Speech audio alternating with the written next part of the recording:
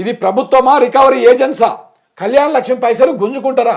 ఆడబిడ్డల పెళ్లి పైసల్లోనూ కొర్రీలా రేవంత్ సర్కార్ పైన కేటీఆర్ ఆగ్రహం.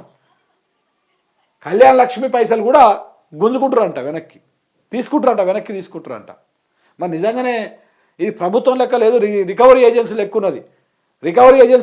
ఎందుకంటే కాళేశ్వరం బాగాలేదని చెప్పేసి దాని మీద ఒక కమిషను, విద్యుత్ కొనుగోలు బాగాలేవని చెప్పేసి దాని మీద ఒక కమిషను, అప్పులు ఎక్కువైపోయినాయని చెప్పేసి దాని మీద నెల రోజుల పాటు దుకాణము, ఈ ఫోన్ ట్యాపింగ్ దుకాణం అని మరొకటి, ఇవాళ ఇంకొకటి ఉంది ఫోన్ ట్యాపింగ్ వ్యవహారం, అది కూడా చెప్తా ఆడుకొచ్చినాక. ఇట్లా రోజొకటి గొర్రెల స్కీమ్ మీద ఒకటి, ఇట్లా గత ప్రభుత్వం చేసినటువంటి అమలు చేసినటువంటి స్కీముల మీద, రైతు బంధు మీద అయితే ఇవాళ పత్రికలు రాయనటువంటి రోతరాతలు లేవు. పెట్రోల్ బంకులకు ఇచ్చిర్రు, దీనికి ఇచ్చిర్రు, దానికి ఇచ్చిర్రు అని. పోనీ ఎన్నున్నాయో చూపిర్రా, ఎన్నిటికి అదనంగా ఇచ్చిర్రు, వేస్టేజ్ భూమికి ఎంత దానికి ఇచ్చిర్రు చూపిర్రు అంటే ప్రభుత్వం దగ్గర ఇప్పటిదాకా లెక్కలేదు. ప్రభుత్వం ఏర్పడి సంవత్సరంన్నర అయితే ఉంది దగ్గర. ఇంకా లెక్కలు లేవా ప్రభుత్వం దగ్గర? అసలు రైతు బంధు ఎంతమందికి ఇచ్చిర్రు, ఎంతమంది పనికిరాని భూములకు ఇచ్చిర్రు, చెట్టు పుట్టకు రాయి రప్పక అని చెప్పేసి ప్రచారం చేశారు కదా.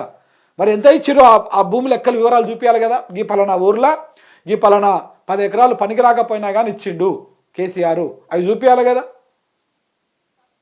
ఇవేవిలో ఉట్టివే కాకి లెక్కలు ఆరోపణ చేయాలి, రాజకీయంగా లబ్ధి పొందాలి. ఇలాంటి కార్యక్రమం జరిగింది.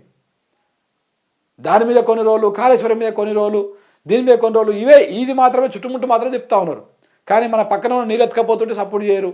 గోదావరి నది నీళ్ళు ఎత్తుకపోయి కావేరులో పోదామన్నా కానీ సపోర్ట్ చేయరు. గోదావరి నది నీళ్ళు ఎత్తుకపోయి అక్కడెక్కడ తుమ్మిడిగట్టి దగ్గర మన పోతిరెడ్డిపాడు కింద పోదామన్నా కానీ సపోర్ట్ చేయరు. ఎన్ని కుట్రలు జరిగినా కానీ సపోర్ట్ చేయరు మనోళ్ళు. గత ప్రభుత్వం అని చెప్పేసి ఇక్కడ రాజకీయ లబ్ధి కోసం ప్రయత్నాలు చేస్తూ ఉన్నారు. గతం దొమ్ముకుంటే అన్ని బోకిపిచ్చలే వస్తాయి, ఎవరి గతం దొమ్మినా కానీ.